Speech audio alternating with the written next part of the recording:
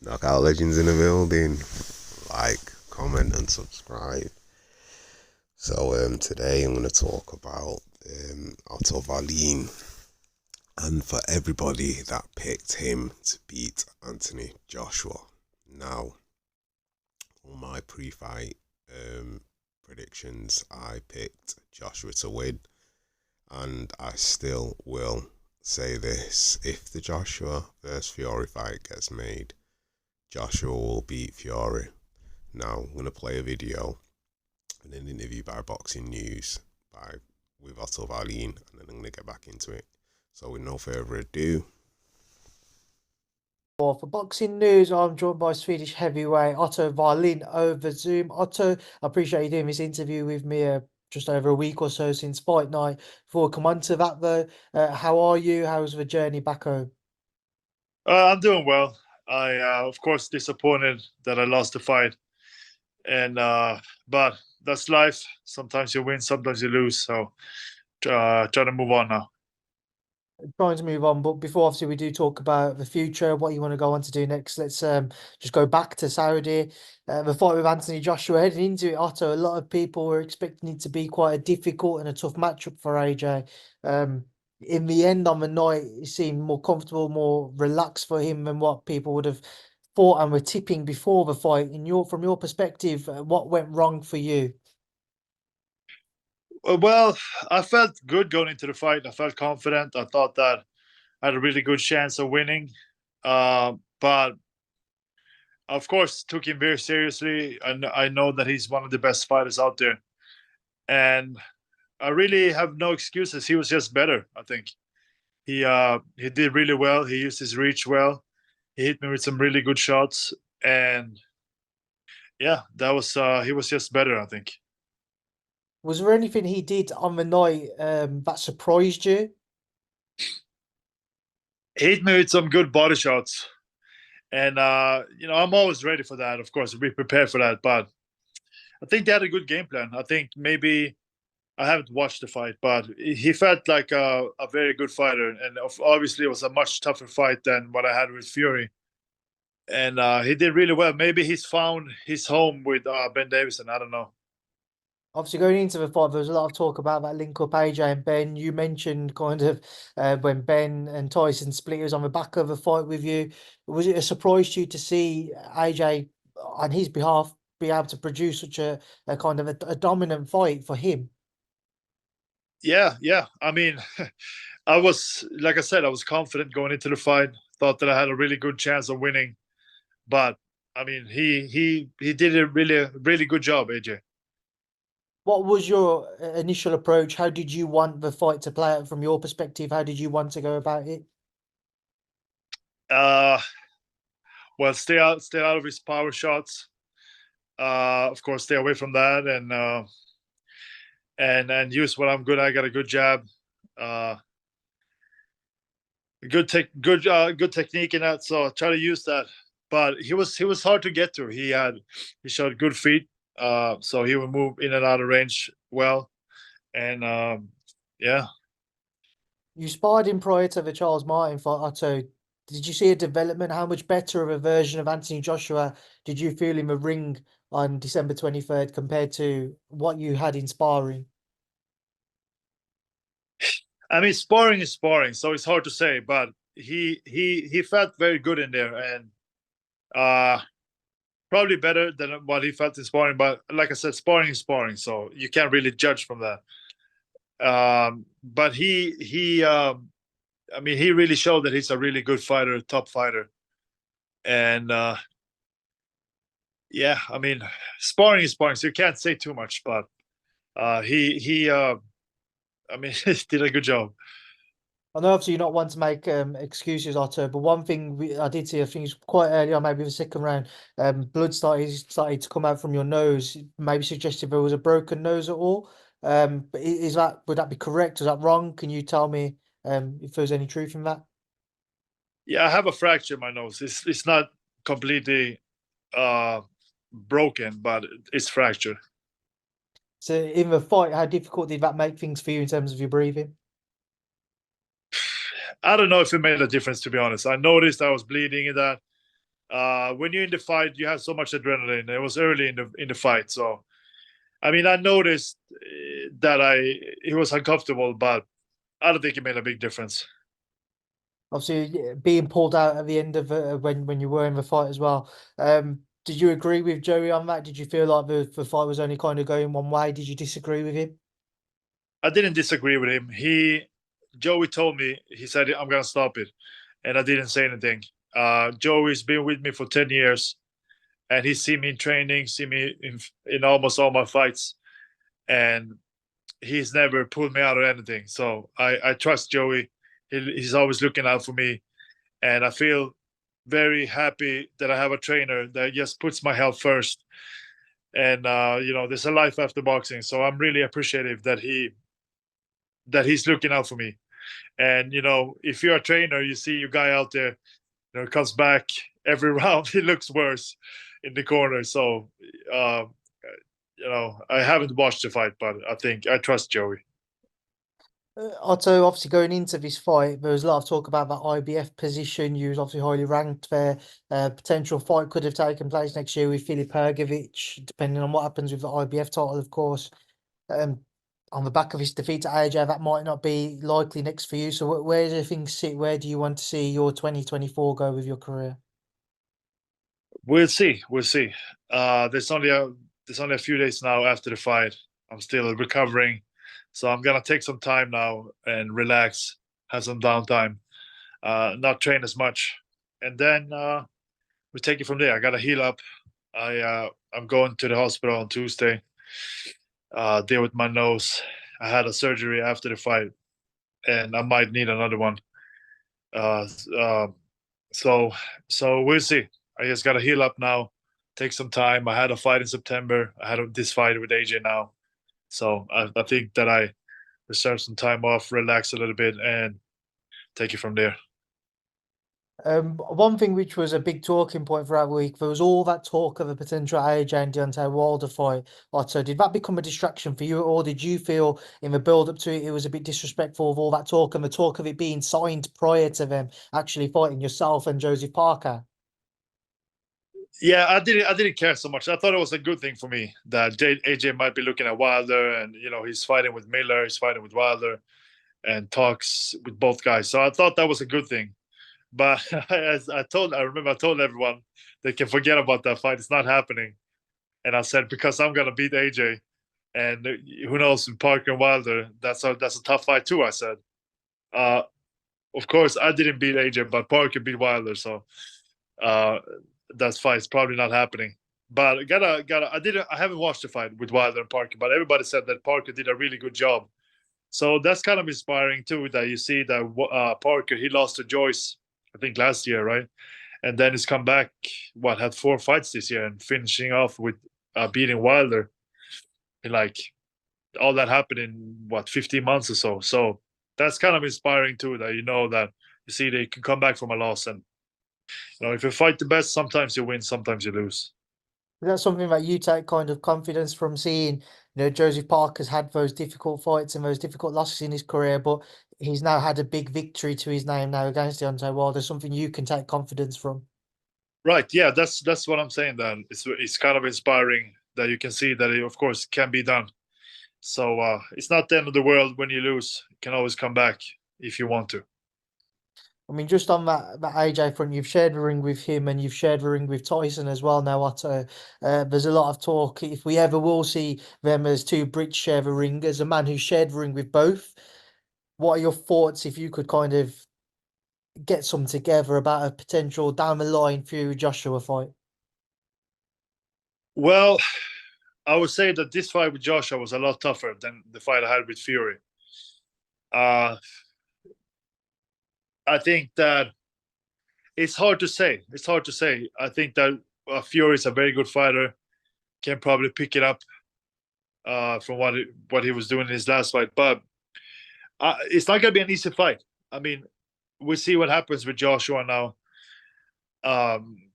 Maybe he has looked good in this fight. I don't know, but he might have been on to something really good with Ben Davison, and Ben obviously knows Tyson, so that could be a good fight.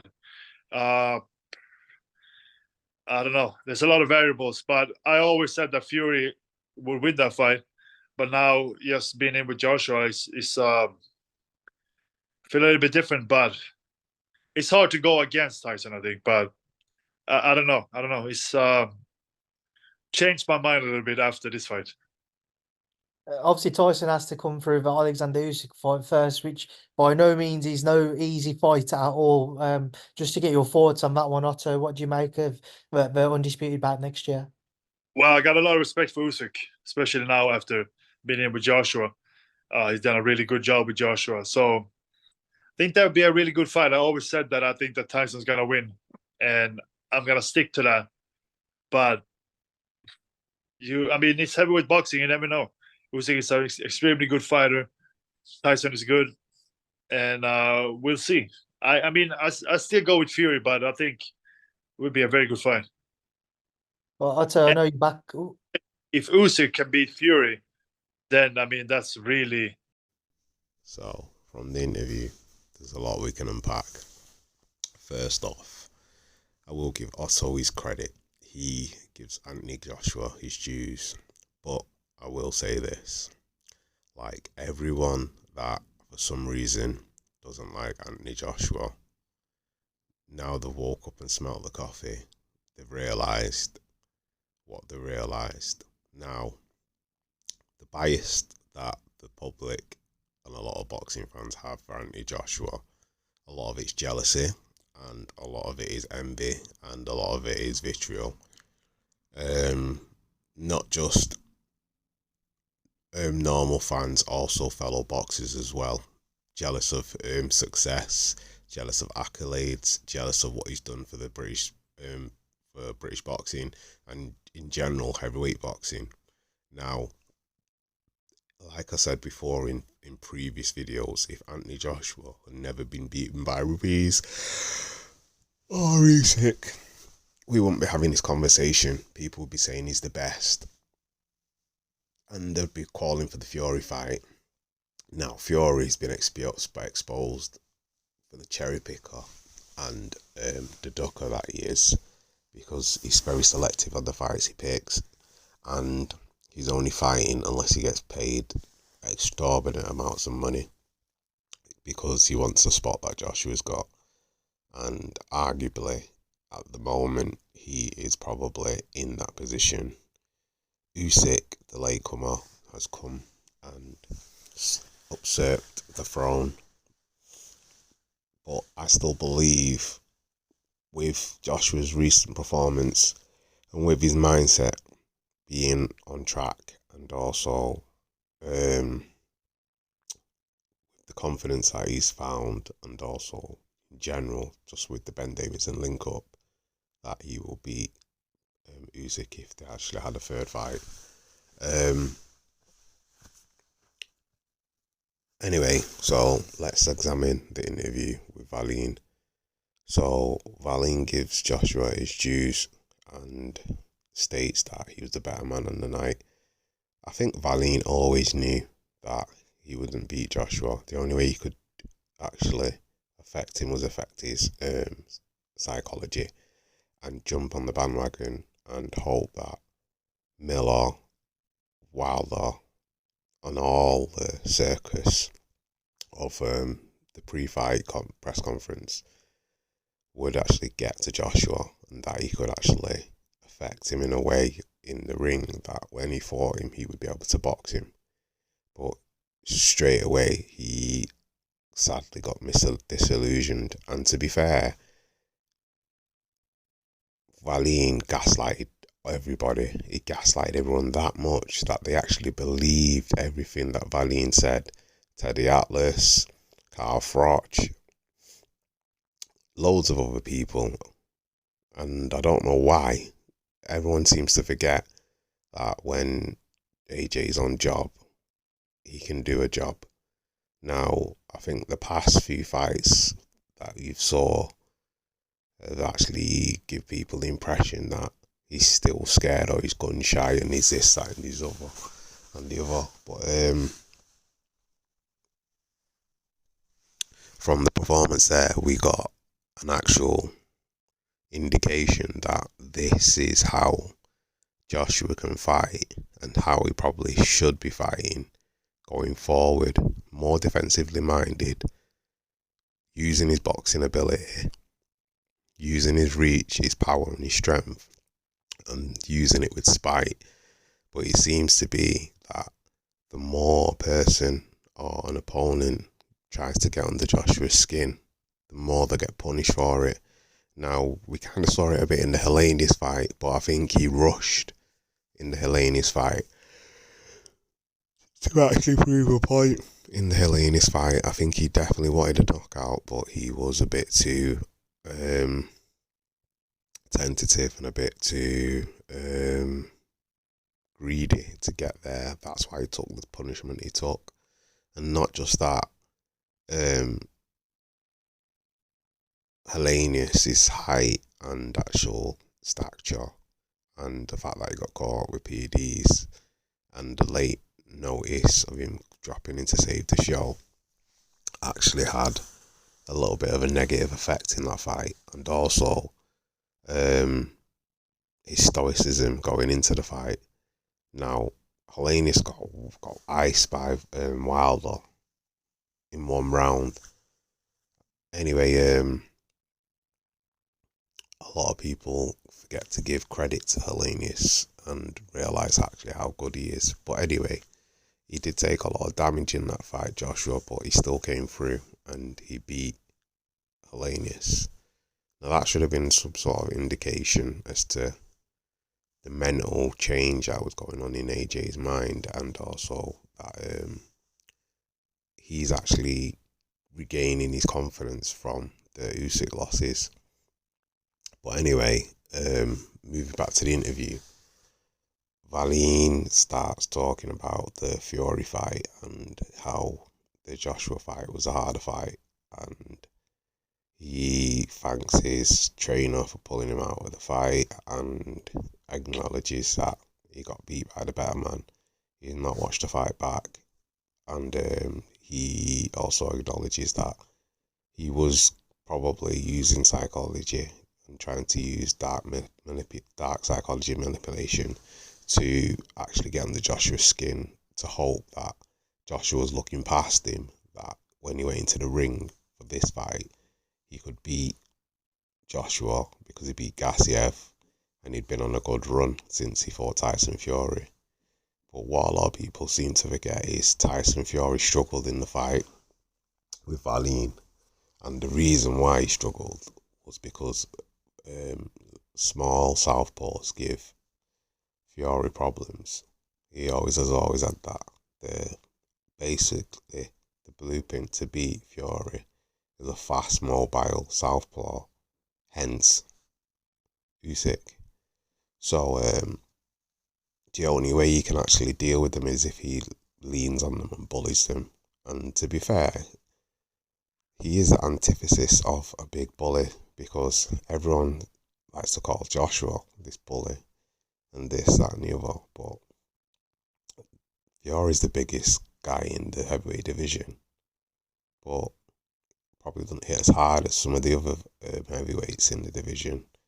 He's learned how to hit hard since joining with Sugar Hill, but there's no discipline. You'd think he'd learn from past mistakes of him blowing up to the size he's blew up to, and would be more disciplined. Now, that featured in to some extent, but the more and more success and the more money he's making, the more the motivation and the hunger's going.